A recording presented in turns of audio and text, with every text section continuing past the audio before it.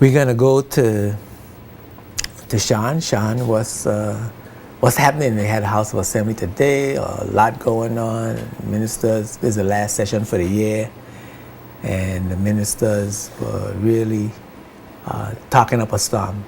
I agree. Good evening, Edgerenka. Good evening, viewers.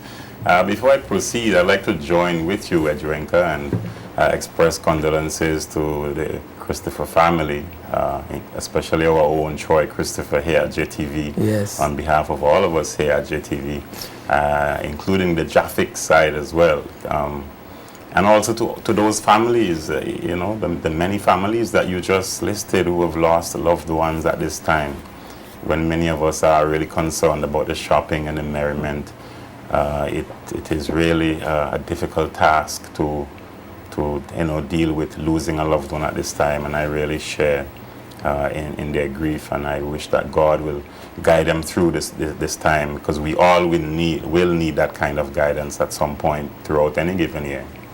Having said that, it was definitely not a merriment time either in the House of Assembly today. The legislators were definitely backing up a storm. Some 68 questions were done on the order paper for oral answers by members of the government. And we had the three members, particularly, the 9th District Representative and the 1st District Representative and the member for the 3rd, leading the questioning battle, so to speak. And in addition to that, you had a number of very timely and useful initiatives as well coming out from the government, in addition to their responses, whether full, some, or in some cases abbreviated responses, as the case may be. But the Premier, he says that his administration has been a good steward of the British Virgin Islands economy. He says that when he took office in 2011, there was some $40 million in unpaid vouchers. That, of course, to local and external persons and organizations. And as of December, a couple of weeks ago, 2013, that figure now stands at some $12 million. So he has really done a significant bit of work to bring the outstanding vouchers down to 12 million. He also pointed out that there are now $32 million in the reserve fund, which must be a significant achievement as well for his administration, coming off of the recession period 2008, and given the issues that they raised in relation to how the former administration handled or mishandled the finances of the territory, depending on which side of the fence you may sit. Now, we may recall that the need for a reserve fund, for having monies in the reserve fund, are in keeping with the protocols for financial management signed on April 23rd, 2012 between the governments of the Virgin Islands and the UK.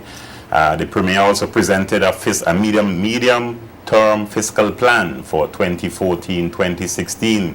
He says that this plan will help to secure the territory's financial future, and he noted the need for maintaining a delicate balance between fiscal balances and promoting fiscal growth.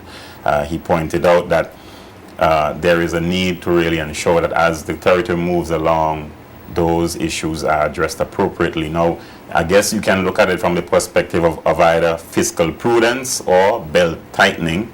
And with respect to belt tightening, opposition member Julian Fraser seems to be of the view that there is too much tightening going on. He's suggesting that there should be more spending, and that really raises questions about whether or not he has a different view on how to stimulate the economy and whether or not it can actually work. Had he been in the hot seat, would it have been working much better than we are seeing it now? However, the view on whether fiscal prudence or belt tightening are the issues to be addressed, I'm sure, and I know the public will be having their discussions along those lines. The Premier also stressed, Edgerenka, that there is need to have a solid base to fall back on in times of disasters, in times of any likely economic slowdown like the one we had in 2008. And of course, he's really stressing the need for ensuring that the territory remains on a solid financial footing, so that the people of this territory can be rest assured that their jobs. We can take into account the recent news coming out of Barbados, Edrenka. Some 3,000 public service workers are being laid off. Clearly, governments across the world, which I'm not an economist, but I would say they need to be advised that these are times when you have to be very careful about how you spend monies from the public purse to ensure that there is economic sustainability going forward for us young people, for sure, and to make sure that we have jobs so we too can come and build homes and enjoy the privileges of the good things, so to speak, that one ought to have in their respective countries. Well, that's a mouthful. A lot of issues. I really don't want to go on too much. I think I heard the Premier say as well that in response to Assemblyman Fraser's question about paying off the balance of the debt owed to the contractors, that by December 31st all the debt will be paid. That's right. He says that outstanding 12 million will be cleared by end of 2013, early January, which in any event, we should also move to the next point, that the 99.5 million from the consolidated fund, which will help to basically keep the government machinery running until the budget comes in January, has also received full approval from the legislature. In any event, of course, the government does have the majority. And that too really speaks to the need for observing and being patient with the government as it relates to how they handle finances in these situations. Yeah. Well, Sean, belt tightening is one philosophy, and of course spending yourself out of a slow economy or inactive economy is another philosophy. But what I think the government is doing is trying to also increase income. Okay, and yes. I don't think many of us think about that. And I sort of just bring everything down to common sense. Mm-hmm. That if your expenses exceed your income, you need to make more money. Yes. If you spend your savings, eventually the savings are going to run out. And so, you can't spend all your savings to maintain your standard of living. Right. You have to earn additional income. And if you don't have savings, you know how banks operate. You can't get any money to borrow. Right. So So the government needs to build its reserves in order for it to meet the borrowing guidelines, because we have to still realize that we are a colony. We have we have a certain level of autonomy, but we are still a colony. And the UK government says that you can borrow within these guidelines, and we've exceeded the borrowing guidelines. So we have to build the reserves to the point where we can borrow again, where we're allowed to borrow again. I agree. Now the only challenge with that is how fast do you build the reserves? Because we have this economy that's based on financial services and tourism.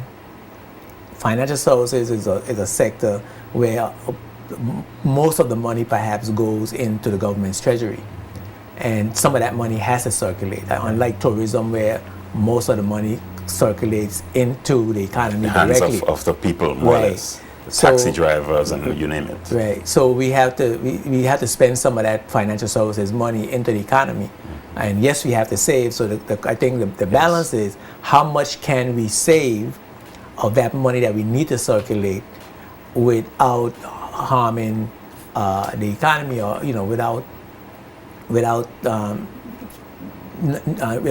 not saving the amount that we need to save. So that's a delicate balance. But also to stimulate the economy, we need tourists and we need business companies formation. We need investors, local and foreign investors. Well, we need tourists. Yes. We need tourists coming into the country. Yes.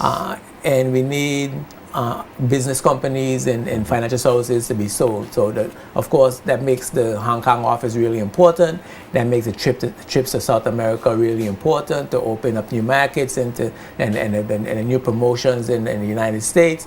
All those things are important. The airlift, and I think the government has done a tremendous job in increasing airlift. You got airlift from Virgin Gorda, airlift from Puerto Rico, airlift from St. Thomas, airlift from, I think I just heard today. Yes, there's a discussion with the local airline coming out from Antigua, yes. Yeah. Yes. So those are all things to me that will strengthen improvement with the ferry services. one can argue, yes. Yeah, and stimulate the economy. So those are all good things, and I agree with Assemblyman Fraser, Yes. in the sense that perhaps we should not that we don't save, we have to save, because not only do we have to save for a rainy day, but we have to save in order to meet the borrowing guidelines. But the question is, how much can we save at a time without hurting the economy? How much do we need to put in the economy to stimulate it, to stimulate economic activity? It won't stimulate economic growth. I think we need to understand that. I don't think it'll stimulate economic growth. It'll stimulate economic activity. We need income coming in as economic growth. So the question is that delicate balance, and I think you need new money coming in to ensure that there's growth. You need new money to come to ensure that there's growth. We need to sell more stuff. You got a store. If the store is the only way the store could grow, the only way CCT could grow, if it sell more packages, more plans. Yes. You know, you could. It's as simple as that. So I think those are the basic issues. There were a lot of other things too. Oh yeah, I think that. Again, I ended just a while ago talking about the perspective of young people, and I just recall that the Deputy Premier and Minister for Natural Resources and Labour, Dr. Kedrick Pickering, he also delivered a statement pointing to efforts by government to make lands available to people in Virgin Gorda, which should come as a good Christmas news, I would say. Yes. Because what he's saying that a number of people have been applying for land use purposes, and they are really seeking to build homes. A few of them more interested in agricultural cultivation and production and so forth, but primarily people are looking for lands to build homes on Virgin Gorda. And he says that they are moving, they have already established a committee, an advisory committee to guide that process, and this is something that young people in particular, but those people who have such interest on Virgin Gorda, they can look forward to that. In addition to that, though, the 9th District Representative, he had some questions for the Communications and Works Minister in relation to road rehabilitation, maintenance, and so forth on the Sister Island. So many issues that came out of that House of Assembly sitting today. And I think that in terms of the role of the legislatures, I can say that they definitely have their work cut out for them, and it must be a challenge to keep the government on its toes from the opposition's perspective, and also for the government to ensure that they are delivering just 2 years into their term of office so far. Now, there's been a lot of questions, as you mentioned, Sean.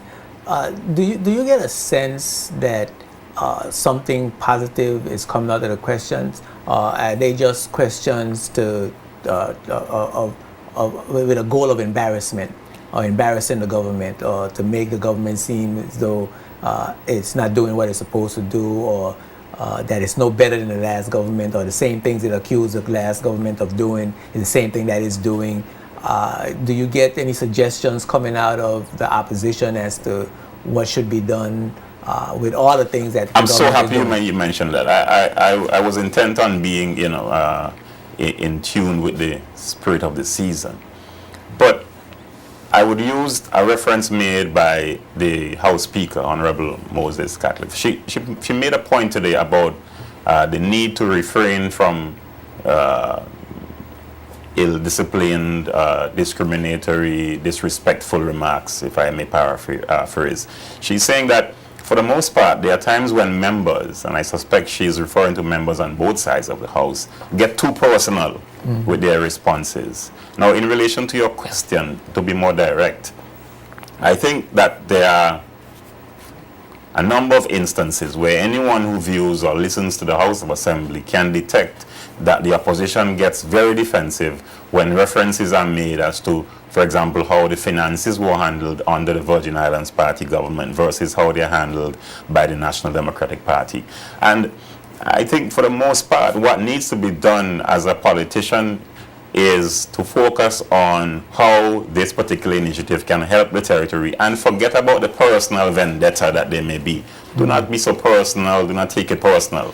Because for the most part, you are going to have to make references to previous activities measures, policies taken by governments. But I don't think that it is really appropriate, and it is the best approach to responding in such harsh and derogatory ways in some cases, because the side talk, the many instances when the speaker has to function like a classroom teacher, really undermines the standards and the integrity of the House the of integrity Assembly. of the House of Assembly. Exactly, because that is the highest Lawmaking body precisely of the land, and children are watching, the territory and the entire territory is watching, and people outside are watching as well. And the way that legislators operate, for the most part, and I'm stressing that terminology, really indicates what kind of culture you have in a particular territory, the level of intellectual acumen and so forth. So you really want to be that marketing agency, be that good ambassador for your country. Yes, when you're there speaking in the House of Assembly. A good model. That's right. I mean, I know that there are countries where members of the government house, the House of Assemblies across the world, through they fight chairs and shoes and so punches. forth. Yes, but and but we don't need to let them set standards for us. Yeah, and the world frowns at them as well. Exactly, because you see it on the news, and and people call it what it is. Yeah, I really do agree with in essence with the question that you're asking, in the sense that I'm looking to see far too much of it. Yeah, I'm looking to see what is the gain, where are we going, where. Because I can give you a particular reference. The 3rd District Representative continuously says there is need for tweaking the protocols for financial management.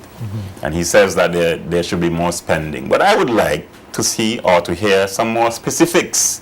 For example, you should say to me, instead of putting 4 million in the reserve fund, say to me, don't put 4, put 2. And of the 2 that you don't put 50 million in tourism here, put 25 million over there in social services development, etc., etc. And be more specific, much more detailed in your critique. To make a contribution. That's right. to the development, instead of just criticizing for criticizing sake, opposing for opposing sake. We understand under the Westminster system that the role of the opposition is to oppose, and oppose. But as we move along, we have really gone past that. We should be going past there needs to be more unity. There needs to be more unity. That's right. in the building of the country. Because at the end of the day, it's a revolving cycle. I mean, we have 2 political parties here in the Virgin Islands. There may be others in the future, but for the time being, there are 2. And it is very likely that either one will be in government at some point in time. Well, I'm going to let you get away. We got to go take a break, Sean, but I'm not going to let you get away without talking about my ministry. Which is health, and a lot. I mean, the minister made a long speech today. A lot is going on. In health. Certainly, the Health Service Authority is doing a lot to improve service and quality of care. A lot of services that we used to have to go away to get now is now here in the territory. So I think what you think about what the health minister had to say. 2 things stand out, and maybe it's because of my background. One is the national health policy. I love that concept because it definitely guides a lot of things under the umbrella of health in the territory. It really helps to make the young and the old feel confident that the government is looking out for them from a social responsibility perspective. You can definitely look forward to accessing health care. Many people die for want of, in some cases, inexpensive health care, but they just don't have the resources at hand when they need it.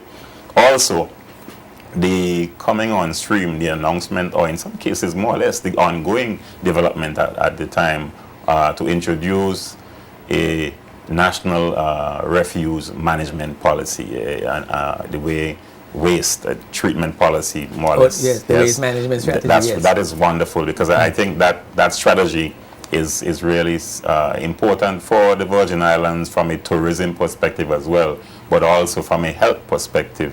We know, we just heard about the Aedes aegypti mosquito really getting on and threatening people in St. Martin, also in St. Lucia. And these are issues. There are fogging as we speak going on at different points in the BVI at the moment.